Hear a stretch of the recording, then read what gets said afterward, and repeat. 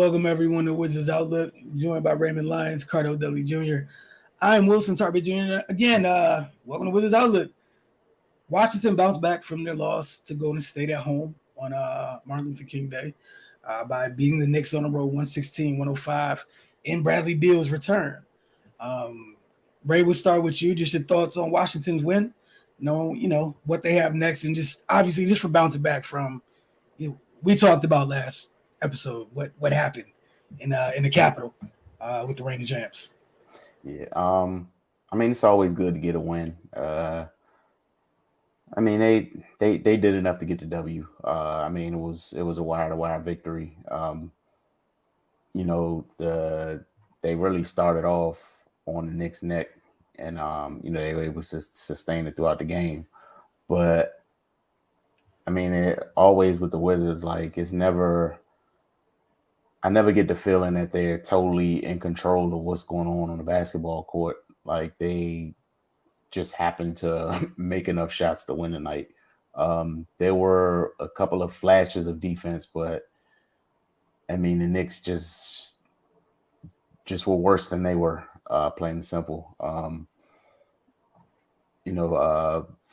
Only bright spot for them was Brunson.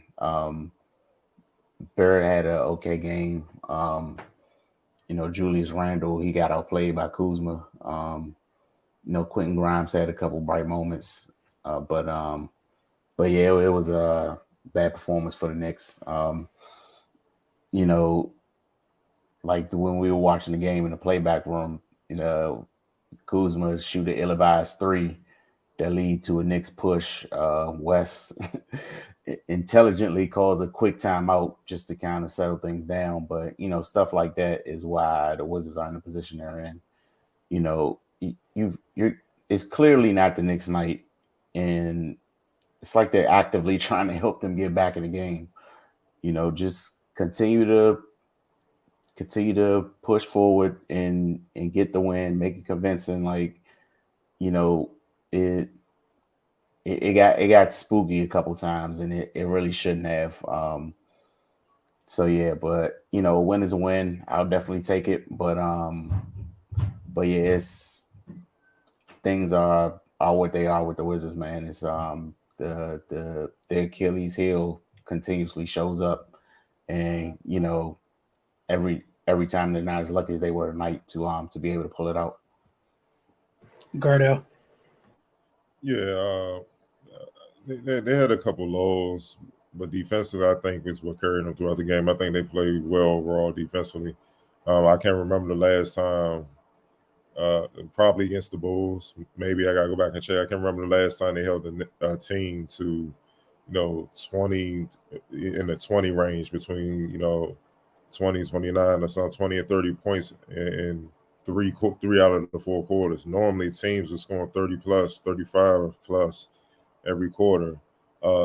So, that was encouraging tonight. I'm not going to go too far and say that's encouraging. Like moving forward, we'll see this. They've been too inconsistent. They have to prove that that's something that they are just capable of doing night in, night out. That's one thing. But that's to me what won the game. Julius Randle was 2 for pretty much the majority of the game. He had about 4 shots late, but they did an excellent job on him. I know Brunson got off, but a lot of their guys struggled to consistently get shots, and they started with Julius Randle. Then on top of that, offensively, they kept the pressure on them with their defensive play. They hit more threes, 16 out of 42, 38%. They shot fairly decent from the field overall with 44%. They made their free throws, but the ball movement, the assists, it made the Knicks have to work really hard to swarm and rotate and close out and stretch their defense and stress the Knicks defense, man. And you can see the fatigue wear on them late in the game when they tried to make a run, a final push to try to overtake the lead, but they couldn't. And then the other thing with the Wizards, the only negative outside of at the lows offensively where they were just falling in love with the three or whatnot, the turnovers. They had some silly turnovers, and that's what kept the Knicks in the game as well.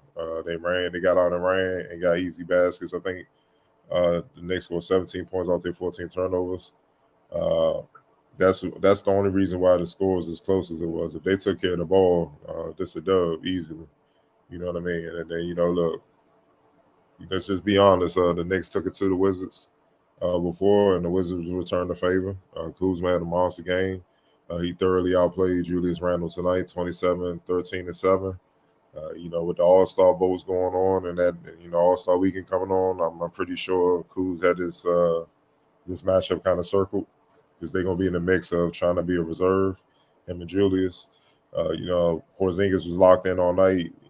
He wasn't most efficient as far as shooting the ball, but 22, 11, and 5, and the way he was active trying to block shots is what something we've been screaming about all year. Like, dude, you 7'3", they should feel you down there. He showed up to play. He definitely showed up to play, even though he fouled out. It was good to see Bill out there, getting back in form, getting his rhythm, getting his win back up, and all things considered, with the limited amount of minutes he had, but the efficiency he had a good game. So I just think it was a balanced attack offensively, and it took the pressure off of their offense because of what they were doing defensively. They didn't feel the need to try to be the hero and make a bunch of threes to keep it close or to overtake a huge deficit or whatnot. Their defense kept the Knicks at bay. For the most part, they didn't waver on that end. And all they had to do was just take their time to execute offensively, and that's what they did. And a win came out of it. Hopefully they can maintain this blueprint. This win and the Bulls win were very similar, and they were convincing wins over two teams that who knows. The Knicks gonna kind of be in the playoff mix. Chicago, if they get healthy or not, maybe they can make a push in the second half. You can't really count them out with DeRozan and Levine and Vucevic the way he's playing. So, it's just a matter of seeing they're gonna be consistent on both ends like they have, man, and like they were tonight. All right, y'all know where this goes next. Player of the game. Cool. All right, very easy. All right, X factors. Had a couple different choices, but who you guys settle on tonight? I'm gonna go with DeLon Wright. The hustle plays. 11 points, 5 rebounds, 4 assists, 2 steals, and 2 blocks. He was all over the place. He did a little bit of everything, but it's the hustle play, like the hustle play where they leaked out and Manuel quickly thought it was just him and Julius Randle. He threw a no look, and DeLon was right there, right in front of him, took the steal and drew the foul on Julius Randle. I think his intensity defensively really set the tone for the rest of the team because we all know how the Wizards can get. They can start off strong defensively, and then a couple made baskets, and they just fall apart. But that wasn't the case. And I think he led the way in making sure that the defense was where it needed to be.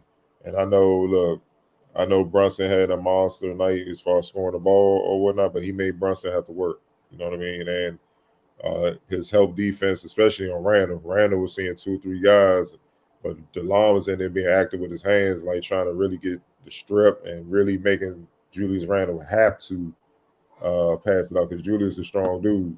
So if you come in there soft, you got multiple bodies around him. If you come in there soft, he will still be able to get a shot off and power up through that. So with DeLon still trying to strip him and act him hand, force him to have to pass the ball out, and that led to his frustration. And it's off night, so I think what he did defensively all around, and then the contribution offensively, rebounding, facilitating, and then only had 1 turnover on top of that. Look, man, it was just a flawless. In 22 minutes, he had a hell of a game, and for me, he's the X factor for sure. Right. Yeah, no, I agree, man. He's like you definitely felt his presence, and people will look at the box score and it's nothing overwhelming, but I mean, if you watch the game, like although the numbers themselves, like the impact they had was greater than just what you're looking at on a piece of paper. Cardell brought up the hustle plays. The times he kept the offensive rebounds alive to get extra possessions and stuff like that. I mean, it's invaluable, and it does it does rub off on teammates. It's contagious. You like if you're just watching one guy bust their ass like that, and you still just stand by doing nothing, and you just don't need to be playing basketball. So yeah, like when the type of stuff he brings to this team is it definitely can't be quantified by numbers. Like we've seen games where he have single digit points, and like 3 rebounds, 2 assists and stuff like that, but it's other stuff he does, like mentioning the digging down on Randall, things like that, and just his defensive presence overall. So yeah, I go with him tonight for X Factor as well. All right, let's get to a couple of these comments. What's going on, Mr. Kirksey in Area 11T? Good one tonight. Been beefing about the Rui trade talk. This will help me be cool. It's nothing to beef about. He's either going to be here, it's going to be gone. But go ahead, Cardone, Ray. Yeah, no disrespect. It's 0 for 7 night. Won't be much trade talk no more if this keeps up. So, yeah, he definitely got to play better, man. But it's the business of the league, man. You can't control it. Even the superstars get shipped. So, part of it. Man, I'm good. Good. Got through the day, can't complain. We never we never put our foot on nobody's neck to let our bench finish. Yeah, it's hard to do that when you don't get stops. Man, it's hard to do that when you take bad shots and pretty much help their fast break, give them easy baskets and stuff like that, man. Like I said, a lot of times the Wizards be beating themselves a lot of times, and that's what's frustrating. Like it's one thing you don't have the talent. It's one thing if you're just not up to par, but they compete with the team, had a lead, and then beat themselves, and then wonder why they lost. It's just not just they just got to play smarter and play harder. As simple as that. So right now, I'm not even worried about putting their foot on the necks of other teams. Man, just do what you got to do to string out W's. Pretty much. So by IQ, say quickly play solid. Yeah, a few silly mistakes that didn't help, but yeah, he definitely was efficient, man, for sure. Area 11T for his comment. Nice win, Denny and DeLon with X Factor performance tonight. If they had a vote, that's their vote. That's what they would have. Michael Kersey said KP denied Sims was nice. I got hyped. Thought it was gonna be a pop the trunk moment. Yeah, Denny definitely. He was another one defensively. While him and DeLon, they was swarming. They was putting their work, man. Denny did a good job keeping his body on Julius Randle. I forgot to mention him. Julius was trying to bully him, and Denny wasn't having it. Like I said, they were motivated off of how the Knicks carried things out there, but they did so last game in DC. So, this is one of those manhood type of things. But the thing for me with them is why I take somebody to manhandle you for you to just handle business, man. Shouldn't even take that. But, it's all in the game. But, yeah, 14-7, 6 of 11, Denny definitely did his thing. But KP, he should do that more often, man. 7-3 is big in the paint. Even though he's, thin, still 7-3. And then when you stretch out your arms and stuff and you drive in the lane, that's a presence. You got to deal with that. You know what I mean? So, he got him before he could really get to his peak, because we all know Sims literally looks down in the basket when he jumps. So he called him, and that's the beauty of being tall. You already up there. Everybody else, we got to jump to get up there. We got to work. You already up there, man. So, yeah, I want to see him more active, blocking shots and protecting the basket. That'll fire up his teammate. Look, you got a couple dudes that's going to swarm. You got, I know, game in, game out, it's 3 dudes that's going to swarm. Goodwin, DeLon Wright, and Denny. They're gonna be out there trying to strap. I know without a doubt. If he can give him some, Gafford gonna go for everything too. If he can be another one doing that, that changes the dynamic of their defense, though, and then the wins will follow just by that alone. And then, oddly enough, the 2 big time blocks he had went right in the transition layups. Funny how that worked. It's almost like defense to offense is a positive thing, And defense leads to wins. Shocking. Rui with the shockingly bad night. At least he put an effort on defense. Like Cardell mentioned a little bit. We had the official news when Shams made it official today. That pretty much Rui's out there. I'm not too shocked Rui had a bad game. Dude's been pretty consistent most of his time here. Now, if this continues going forward, then maybe something to discuss. But I'm personally not too shocked that the kid had an off night tonight. Anthony Tony with a sighting was going on. I figured this was going to come up at some point. John needs a new home. It's a shame he's not going to return, especially after that interview. To which Michael Kirksey responded, "Did y'all see the full John Wall interview? It was a good one." Yeah, not the full. I've seen clips. I ain't had time to watch the full, but I've seen the clips. Tyler Hansborough to visit and Bradville. Yeah. Talking about Houston Rockets, you had certain dudes starting, and dude like, dang, I thought he was cool though. Like it was, yeah, he said a lot. He got a lot off his chest. Like you can tell he been holding in. He was holding a lot in, man. So he got signed. Look, man, John Wall. We all know. I think I speak for all DC. Look, man, it's much love for him. He did great things here. And I didn't appreciate how he was shipped out. If you're gonna ship him out, give him more respect. That's my only thing because he definitely put it all on the line all the time to try to help this team win. And like I said, outside the championship 70 years, you know what I mean, which we weren't even around to experience and know what that was about. He probably had the most successful run with the Wizards since then. They were a couple game or two from really getting to the Eastern Conference Finals or whatnot.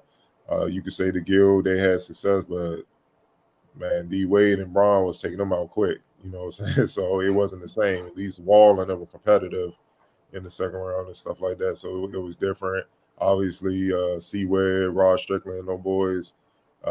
Mike was in the East. It is what it is. It wasn't nothing going to happen with that dude in the league. So he had a most successful run. I like how he got in the community, especially like authentically, just really embraced our culture. What we do, and you know what I'm saying, that would sorely be missed, man. You don't really get too many all-star, superstar players that did what he did, but again, John got a lot off his chest. That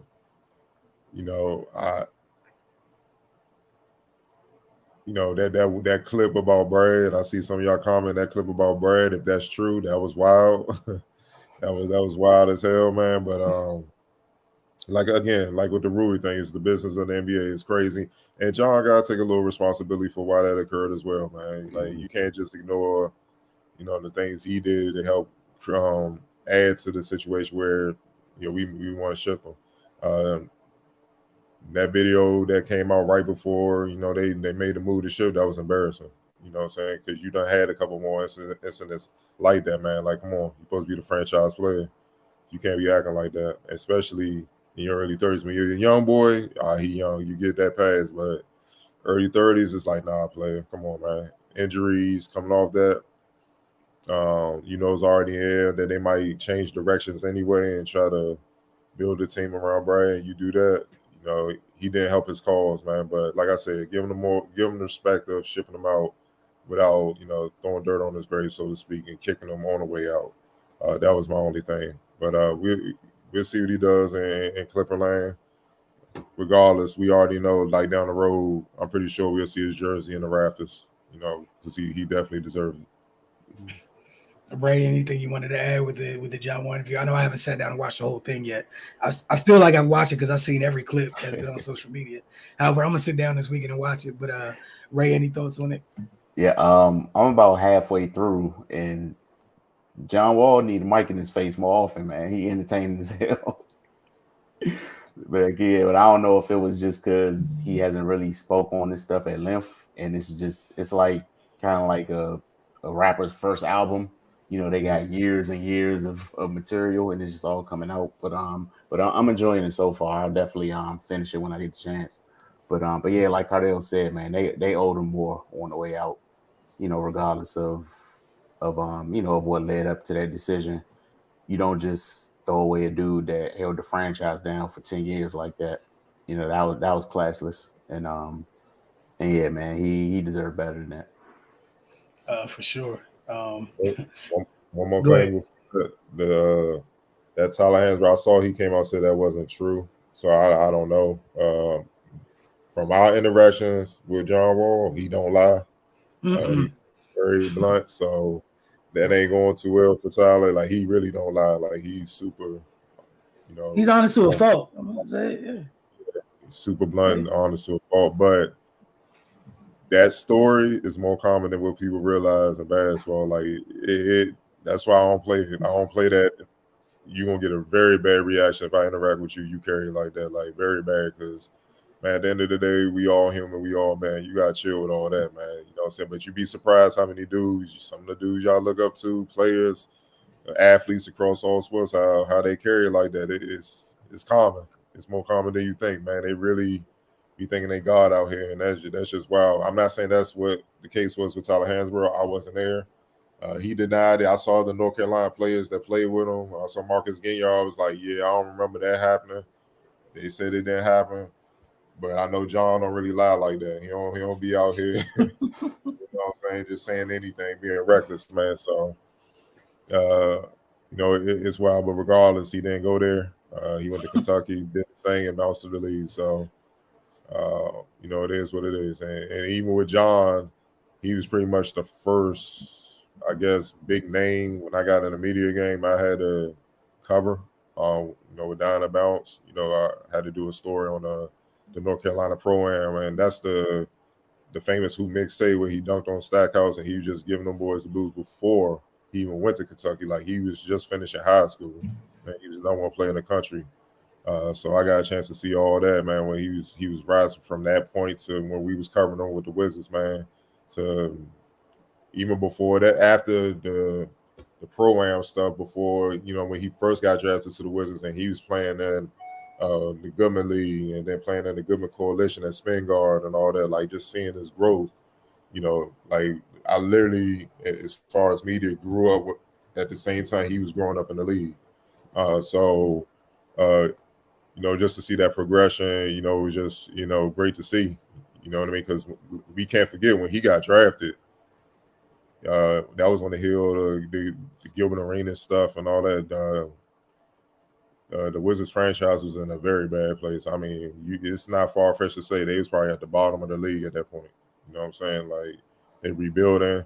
You got that embarrassing situation going on, and you just drafting this one and done kid that, who killed college, who did his thing in college, but you hoping he can kind of uplift the franchise back to where it was and stuff like that. And he did that and then some. So you always got to give John Wall respect, man. For sure. We got a couple of funny comments before we end it. The last one's funny, but I'm going to let Cardell answer that. Just because, and it's not your fault, Area 11T, but his answer should be funny for you. I'm not surprised, Mr. Tony. Not at all. That's all I'm going to say. I need to think about it. Mr. Kirksey, I'm also not shocked. I'm not. Also not shocked. Had me dying. I was trying not to laugh when you put it up there. And then this one, you don't know Area 11T, but I'm going to let Cardell tell you. Go ahead. Yeah, man. I've been covering GW since like 2014. So, yeah, I saw pretty much every game Utah played in at GW. So, yeah, I'm very familiar. I remember when he came in as a freshman, couldn't speak any English. He was, let's just say, he wasn't Americanized yet. You could see the raw talent, but he wasn't Americanized. He was very respectful. And he found out around here, you got to be disrespectful if you're going to be any good in basketball. And by the time he left, speaking great English, he was cussing people out, talking ish. He got Americanized very quickly, man. So I'm not surprised, man. And he was GW Swiss Army Knife. Those were some great years, man, with him, Patricio Garino, Tyler Kavanaugh, Kevin Larson, Joe McDonald. They had about good 5-6 pros on the team, man. You know what I'm saying? And Utah is in the NBA. Tyler played a little bit in the NBA, so did Patricia with the Spurs, man. So you had like 3 NBA guys on top of that in the A-10, man. They was rumbling. It was them and VCU. They was rumbling for conference supremacy. But then that was just a special time at George Washington, because then on the women's side, I was watching Jacquel Jones do the same thing, like quadruple doubles were normal. And I would be like the only person, me and the GW staff, watching all this. I'm like, yo, why am I not, like, it was crazy. And I'm telling people, like, yo, she's going to dominate the WNBA. But everybody was so stuck on the UConns and stuff of the world. Like, all right, y'all see. And then she ended up being MVP in the NBA, WNBA. One of the best players in the game. So that was just a special time. I don't know if that'll happen anytime soon. I know they pretty much got 2 new staffs there. Caputo on the men's side and all that. So, and the new women's coach, her name slips me right now. But they're doing good. They're winning as well, man. So, hopefully they can build that back up. But that was a special time at George Washington, special, man. And it's gonna be hard to duplicate that. But yeah, Utah, he literally grew up. I mean, and became an NBA prospect, paid his dues in the G League, and now he's getting a shine in the league. So I'm definitely happy and proud of him. I don't think the Nets letting that man go. Hell no. Man, when he came, I talked about you there. When he came in, I was like, he's hyped. His freshman year, he definitely came up. Talking about the mob you were just talking about. And then some love for JJ, obviously. Remember, Cardell was letting me know about JJ off the early. So I was grateful for that. He was there. He transferred when Utah came in. He was there with the Mo Cree team that went to the NCAA tournament. When Mo Cree hit the game winner, beat Maryland at Capital One, the BB&T class. He was on that team, but he transferred. I think where he goes, St. Louis, something like that. He transferred or something like that, and he went to the G League. He still went and did his thing. So, but that mob by name, I mean, when I mean special, I mean every home game, line down the street, that down there by the Smith Center, hard to walk, gym packed, sold out. Can't even hear yourself. It was a special time at GW who's there. They had it rocking in there. It's about JJ stuff. Area 11 team wants more stories.